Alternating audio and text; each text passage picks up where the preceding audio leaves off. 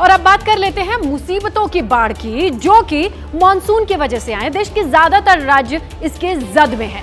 खासकर अगर आप उत्तर प्रदेश की बात कर लीजिएगा तो दर्जन भर ऐसी जगह है जो बाढ़ का दंश झेल रही हैं। और बड़ी बात यह है कि ये तस्वीर दिन ब दिन बद से बदतर होती जा रही है।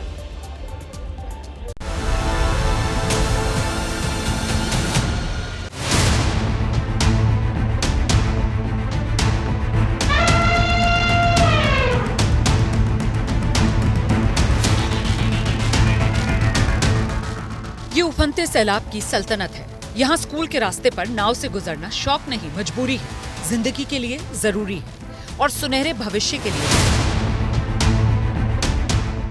तस्वीरें गोरखपुर के दक्षिणी बहरामपुर गांव की। यहाँ राप्ती नदी का बढ़ता जलस्तर बर्बादी बनकर आया। पिछले 15 दिन से इस इलाके के कई गांव बाढ़ की चपेट में हैं। न पानी उतरता है, न तबाही का क्रम थमता है। नतीजा, चारों तरफ फैले सैलाब के बीच ग्रामीणों के लिए नाव ही एकमात्र सहारा है।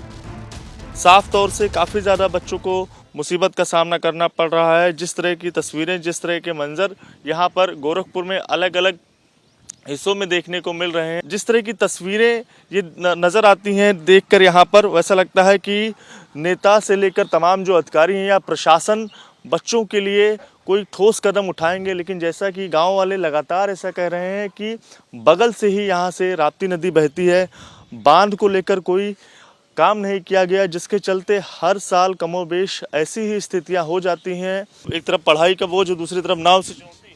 अब क्या किया जाएगा, मजबूरी है। प्रशासन के लोग आते हैं रोज, आप भी लोग आते हैं, प्रशासन के भी लोग आते हैं। देखना चाहिए, उसको थोड़ा ऊंचा करवा देंगे तो खत्म हो जाएगा।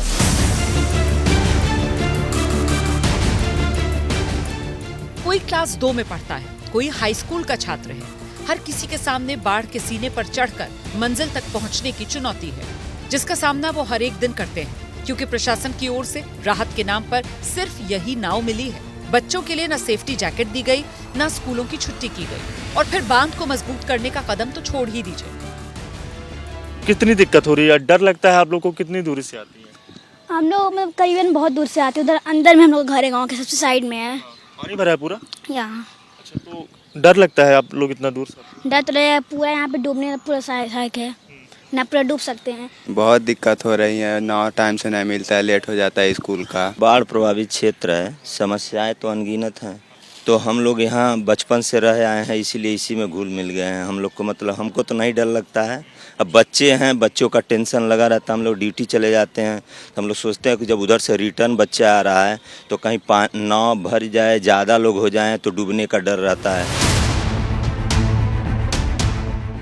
गोरखपुर के इस इलाके में हर साल यही तस्वीर दिखती है, लेकिन शासन प्रशासन के स्तर पर स्थायी समाधान की दिशा में बात कभी आश्वासन और बयानों से आगे नहीं बढ़ पाती। अब जरा लखीमपुर खीरी की तस्वीरें देखिए।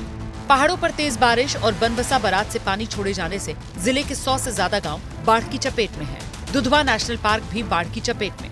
ऐसे में पार्क में मौजूद जानवरों की सुरक्षा के लिए वन कर्मी हाथियों पर बैठकर पेट्रोलिंग करते नजर आ रहे हैं। वहीं स्थानीय लोग गुजर बसर के लिए जान जोखिम में डालकर कमर तक पानी से होकर निकलने को मजबूर हैं।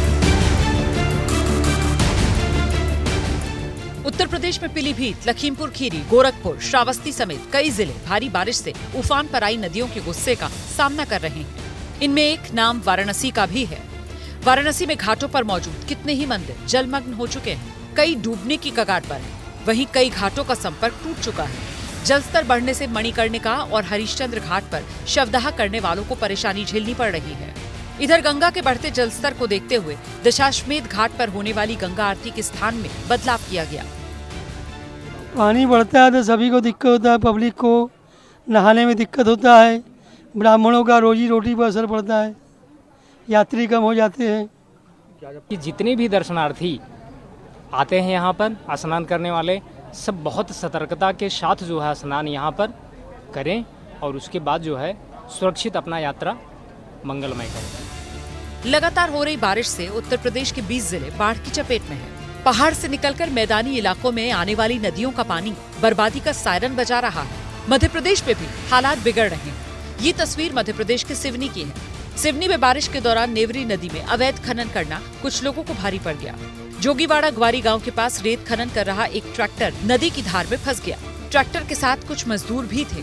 ऐसे में ट्रैक्टर को बहने से रोकने के लिए रस्सी के जरिए एक पेड़ से बांधा गया, जिसके बाद ग्रामीणों की मदद से सभी को बाहर निकाला गया। देखिए, पूरब से लेकर पश्चिम तक और उत्तर से लेकर दक्षिण तक बढ़ते जलस्तर से, बाढ़ से लोग परेशान हैं। हालात तो ये हैं कि कहीं पर पहाड़ दरक रहे हैं और कहीं पानी का रौद्र रूप लोगों को डरा रहा है।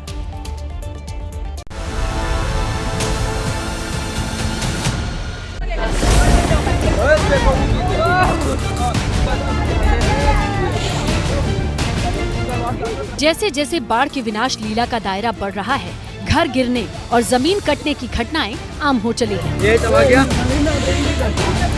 तस्वीर बिहार के कटिहार की है। यहाँ के अहमदाबाद प्रखंड में उफान पर बह रही महानंदा नदी स्थानीय लोगों की मुश्किलें बढ़ा रही है। इलाके में नदी का जलस्तर बढ़ने से जमीन कटने की रफ्तार तेज हो गई है। ग्रामीणों को डर है, अगर बारिश नहीं रुकी, नदी का जलस्तर कम नहीं हुआ तो गाँव के कितने ही मकान नदी में समा जाएंगे। इसमें कटाव बहुत भयंकर कटाव हो रहा है। सरकार जो भी काम हल्का मल्का किया था, अगला बार वो काम अभी रुका हुआ है। उसके बाद जो इधर काम हुआ, काम में कोई सुनवाई नहीं है। सुबह से हम लोग प्रशासन को इसको मतलब विभाग को बोल रहे हैं, विभाग अब तक नहीं पहुंचा है इसमें आन करके देखने के लिए। हम लोग को तो कोई सुविधा नहीं है, घर तो नजदीक है, गिर रहा है, हम लोग कहाँ जाएंगे? सरकार के द्वारा कार्य किया जा रहा है इस पर क्या कार्य किया जा रहा है? 2 बोरा भर करके पैलिंग कर दिया, बस हो गया क्या? उसी में रुक रहे हैं कटंती।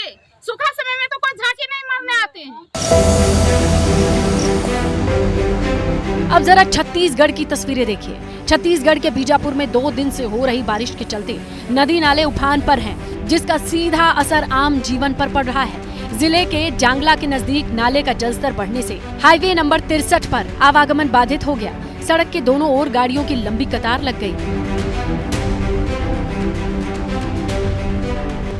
एक और तस्वीर देखिए। सड़क पर बाढ़ का पानी आने से कांग्रेस विधायक मांडवी को अपनी कार छोड़कर ट्रैक्टर पर सवार होना पड़ा। बारिश की मूसलाधार रफ्तार एक और नदियों में उफान ला रही है, तो दूसरी तरफ शहरों में जल भराव की समस्या पैदा कर रही है। भारी बारिश के बाद मुंबई के चेंबूर की सड़कों की तस्वीर देखिए जरा। तस्वीरें ऐसी जैसे कोई सड़क नहीं बल्कि नदी बह रही हो। मुंबई में तेज बारिश से ट्रैफिक की रफ्तार बेहद धीमी हो गई। मैदानी इलाकों की तस्वीर देखिए। अब जरा पहाड़ी इलाकों की तस्वीर देखिए। आसमान से गिरती बूंदें पहाड़ी इलाकों में दोहरी मुसीबत लेकर आई हैं। बारिश नदियों में उफान के साथ ही पहाड़ी चट्टानों को भी तोड़ रही है। केदारनाथ हाईवे पर भूस्खलन की तस्वीरें इस बात की गवाही हैं। लैंडस्लाइड होने से केदारनाथ हाईवे पर दोनों ओर लंबा जाम लग गया। नतीजा 4 धाम यात्रा पर निकले श्रद्धालु रास्ते में ही फंस गए। उत्तराखंड के पहाड़ी इलाके में हो रही बारिश जिंदगी पर भारी पड़ रही है। एक और लैंडस्लाइड की घटनाएं तो दूसरी तरफ पहाड़ी की चोटी से गिरने वाले झरने तबाही का शोर मचा रहे हैं। भारी बारिश से पिथौरागढ़ से गुजरने वाली नदियों और नाले की बात करें, वो उफान पर है। दूर दराज बसे गांव तक पहुंचना मुश्किल हो रहा है।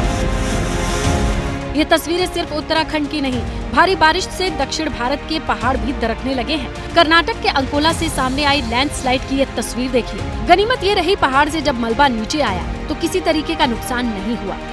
सब तकलीफ हो रहा है, इधर पानी नहीं मिल रहा है पीने के लिए। अभी 3 दिन से तो रुका है, अभी चालू कभी होता है क्या मालूम। खाली वो पुलिस लोग बोलते गाड़ी इधर से निकालो, किधर लेके जाऊँ, फिर रोड चालू रहता तो कहीं को रुकते इतना। फिर हम तो हम लोग LPG का ड्राइवर हैं, हम लोग को पहले मालूम चल गया अपना, तुरंत अपना गाड़ी हम लोग साइड कर लिए और यही परेशानी झेल रहे हैं सर। लगातार हो रही बारिश से पहाड़ी इलाकों में लैंडस्लाइड की घटनाएं बढ़ गई हैं। इधर तमिलनाडु में नीलगिरी में भारी बारिश को देखते हुए जिला प्रशासन ने स्कूलों में छुट्टी का ऐलान कर दिया है।